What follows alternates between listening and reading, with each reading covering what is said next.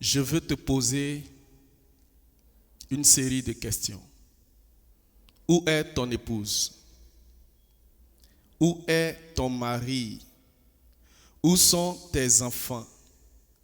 Et la position de tes parents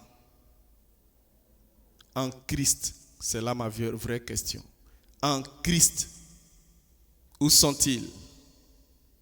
Alors, shalom, shalom, bien-aimés, ce matin, nous allons parler de cette question de famille. Josué a dit, moi et ma maison, nous servirons l'Éternel. Quelle est ta position sur cette affirmation? Fais-tu ta foi seul? Ou bien toi et ta maison, vous allez servir l'Éternel, mais vous attendez encore? Écoute ce cantique et nous allons nous parler. Écoute bien. Faisons-lui confiance.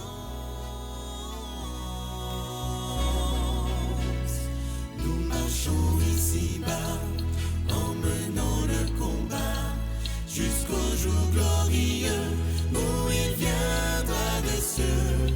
Moi et toute ma maison, nous le servirons.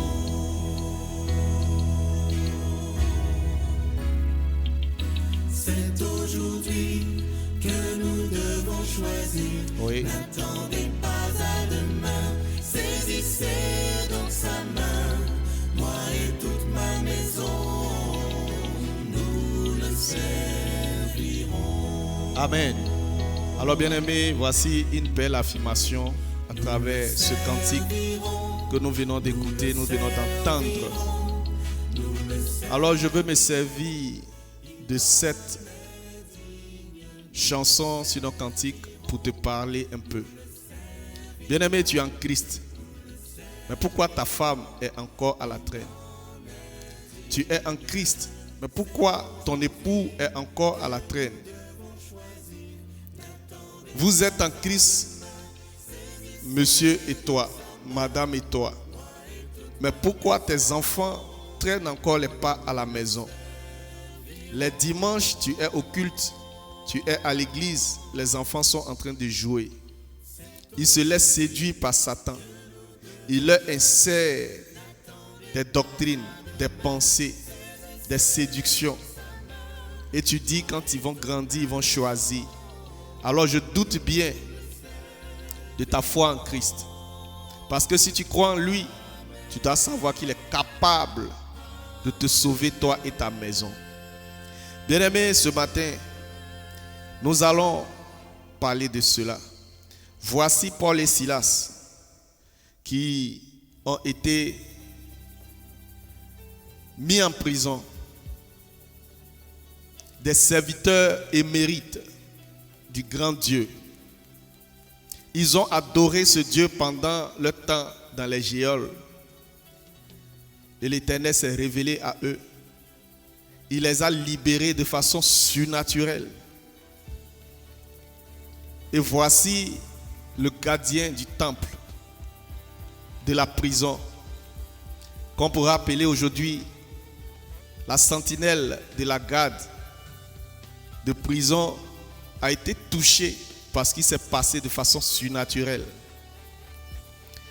Et vu cela, il a voulu savoir comment lui aussi il pourrait être sauvé. Oui, très bonne question. Parce que jusque-là, certains nous voient, certains te voient bien parti en Christ, mais ils croisent les bras, ils regardent encore, alors qu'ils voient le surnaturel dans ta vie. Ils voient l'action du Seigneur avec toi. Mais ils n'osent pas, même par curiosité, dire comment tu fais. Qu'est-ce qui a changé? Qu'est-ce qui t'a impacté ainsi? Bien-aimé, ce militaire-là, bien ce soldat de garde qui a vu le surnaturel, a posé la question. Acte 16. À partir du verset 30-31.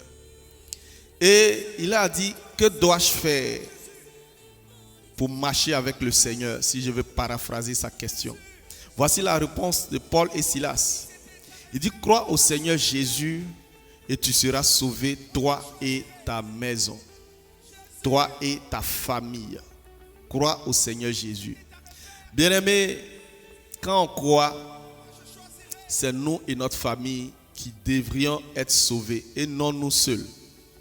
Quelqu'un dit le salut est personnel, oui, mais ce n'est pas à ce premier niveau où chacun s'arrache son Jésus et il va avec lui. Non. Si toi, maman, tu es converti, ta famille doit être convertie. Si toi, papa, tu es converti, ta famille doit être convertie en Christ. Pas par la force, mais par la prière, par l'amour. D'ailleurs, il a dit, ce n'est ni par force, ni par puissance, mais par son esprit. Si tu soumets ta famille à la prière, dans la prière à Dieu, tu verras que Dieu va faire. Oui, c'est différent, bien sûr, des autres croyances. En Jésus, c'est toute ta famille. C'est comme un fonctionnaire de nos jours. Dans la famille, quand un a levé la tête, Dieu lui a fait grâce d'être admis à un concours ou bien d'être élevé à un poste. Tout le monde fête parce qu'on dit on est sauvé. Par lui, on va avoir des opportunités. On va non seulement, oui, être soutenu dans nos moments de difficulté, mais on aura au moins un leader dans la maison. C'est la même chose dans Jésus-Christ. Tu es sauvé pour sauver. Il y a une étude qui a été menée au Canada et aux États-Unis qui montre que quand une femme, une mère de famille est sauvée, environ 17 à 20% de sa famille va être sauvée. Mais quand c'est un père, un papa, le chef de famille, c'est presque 80 à 90% de la famille qui est sauvée.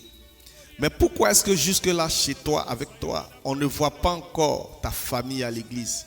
Il y a l'école du dimanche, il y a l'église des enfants. Mets-les là-bas, ils vont entendre les versets mot par mot. D'ici 5 ans, 10 ans, pendant qu'ils seront en train de grandir, devenir majeurs, adultes, adolescents, tout ce que tu veux, ils seront bien. Parce qu'ils auront entendu une certaine vérité qui va les aider demain pour leur choix dont tu parles. Mais les laisser seuls à eux-mêmes à la maison, c'est un piège. Parce que quand tu les laisses, écoute bien, quelqu'un est en train de leur prêcher. Oui. Quelqu'un est en train de leur prêcher. À l'église, comment ça se passe? Un homme de Dieu est devant, il donne des paroles, il décortique la Bible, on lit ensemble avec lui et on est édifié, notre foi grandit. Mais quand tu es à la maison, tu regardes la télévision, il y a aussi un homme qui est là. Peut-être il n'est pas de Dieu, mais il est de quelque chose. C'est lui qui parle, on écoute, on répond, les enfants écoutent. Souvent c'est des images et à la fin, eux aussi, ils sont formés, ils sont édifiés, ils font un choix. Donc si tu ne les envoies pas à l'église, sache que tu les laisses quelque part. Et c'est dangereux. C'est dangereux. Bien-aimé, amène ceux de ta maison à l'église. Prie pour leur conversion. Tu vas voir que Dieu va le faire. C'est surnaturellement qu'on en juge. Ce n'est pas dans la chair. Toi, tu n'as qu'à les exhorter, à les inviter, à les présenter dans la prière. Tu verras que Dieu va te soutenir. Tes parents seront convertis. Il y a un homme que je connais. Il vient de Jopé. Je ne parle pas d'Azopé. Je dis Jopé. Actes des Apôtres, chapitre 11. Oui, le centurion romain appelé Corneille, il aime le Seigneur, mais il est romain. Au début du ministère des apôtres, ils étaient focus sur les Juifs. Lui, il est romain et il est d'ailleurs soldat. Ceux-mêmes qui sont venus annexer le pays, qui sont haïs. Mais il aime le Seigneur, il a vu les choses. Et il sait que Jésus est véritablement le Fils de Dieu. Je crois même que, ça c'est ma foi, c'est moi qui le dis, que le soldat qui était au pied de la croix, qui a dit certainement celui-ci est le Fils de Dieu, pourrait être ce Corneille-là. Et dans une vision, le Seigneur s'est révélé à lui. Il dit, envoie quelqu'un. Oui, cherchez un certain Pierre. Il va venir te dire des choses. Quand tu comprendras, toi et toute ta maison, vous serez sauvés. Bien-aimé, quand tu es sauvé, c'est toi et toute ta maison. Pas parce que Tu n'as pas de rôle à jouer, c'est Dieu seul qui fait tout. Mais toi, tu t'as présenté ton salut, le bonheur que tu as eu. Et c'est en cela maintenant que le salut visite ta maison. Dans 1 Timothée chapitre 5 verset 8, il est écrit: si quelqu'un n'a pas soin des siens et principalement de ceux de sa famille, il ira régner la foi et il est pire qu'un infidèle. Il est pire qu'un infidèle. Dans la version Bible Semeur, on dit il est pire qu'un incroyant s'il ne sait pas prendre soin des membres de sa famille. Prendre soin d'eux, ce n'est pas seulement de leur acheter à manger. Prendre soin d'eux, ce n'est pas seulement acheter des vêtements, les faire voyager, les emmener à Cosmos ou bien dans les parcs d'attractions. Non, ce n'est pas seulement ça. Prendre soin d'eux, c'est savoir travailler sur leur salut. Je connais un jeune qui s'est retrouvé, un monsieur d'ailleurs, dans une église. Il s'est retrouvé seul. Dans ses débuts, il entendait parler des familles de l'église. Famille Djangoné, famille Kwaku, famille Zoro, famille Moussa, famille Touré. Et il n'y avait pas de famille qui répondait de son nom. Mais parce que ces versets-là ont fait écho dans son esprit, quelques mois plus tard, on peut dire famille Tan répondant en son nom. Famille Chaud répondant en son nom. Parce que épouse, enfants, cousins, neveux, tous ceux qui sont sous sa responsabilité ont été présentés et ils ont été sauvés. Moi et ma maison, nous servirons l'Éternel. C'est ce que le verset dit. Mais il faut bien que toi-même, tu sois sauvé et que ta famille soit sauvée. Bien-aimé, j'ai bien envie de finir là.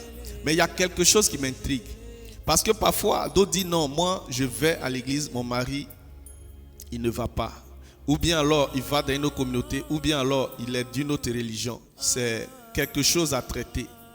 Parce que, à un moment donné, vous devez vous asseoir, mettre toutes les choses à la lumière de la parole et comprendre pourquoi cette divergence, monsieur, madame. Pourquoi ne pas s'accorder pour découvrir là où on doit être? Parce que parfois, c'est une fuite de responsabilité que de traiter efficacement cette question. Pourquoi tu es là-bas? Qu'est-ce qui te maintient? Les responsabilités qu'on t'a données? Si oui, alors la vérité, hier je viens. Si tu es là-bas parce que ça te met à l'aise d'une certaine façon dans la chair, choisissons le chemin et revenons dans la vérité pour marcher avec Christ. Dans tous les cas, c'est la sincérité de cœur que l'Éternel cherche. Et l'amour, l'harmonie impose que nous écoutons tous la même parole. La même parole. La même parole. J'ai répété 3 fois. Le même message écouté par 2 personnes les édifie rapidement et mieux que un qui écoute ailleurs, un autre écoute autre chose. Parce qu'après, il y a toujours des interprétations qui diffèrent. Mais on a tous entendu, quand on vient, on est d'accord. Quand on veut faire une décision, on veut prendre une résolution, on tient compte de cela. Voici mon interpellation pour toi ce matin. Où est papa? Où est maman? Où sont les enfants? Où est ton mari? Où est ton cheminant? Où est ton conjoint? Où est ta conjointe? Réponds à cette question s'il te plaît. Si tu es sauvé, qui ne sont pas sauvés, tu es méchant. Quand Jésus dit les méchants, c'est comme si tu en faisais partie. Parce que tu les laisses et toi, ceux qui connais le bonheur, tu t'en vas. Non. Parle-leur. Parle à leur cœur. Ils donneront leur vie. Sois béni. Que ta famille soit sauvée. Que Jésus t'aide dans ce ministère. Et que Dieu te bénisse au nom de Jésus. Amen. Écoute bien. Ah. La la la la la la la la. Aïe, aïe, aïe. Shalom, shalom. Moi je n'ai que Jésus. Lui seul. Si tu me l'enlèves, je n'aurai plus rien. Oh. La la la la.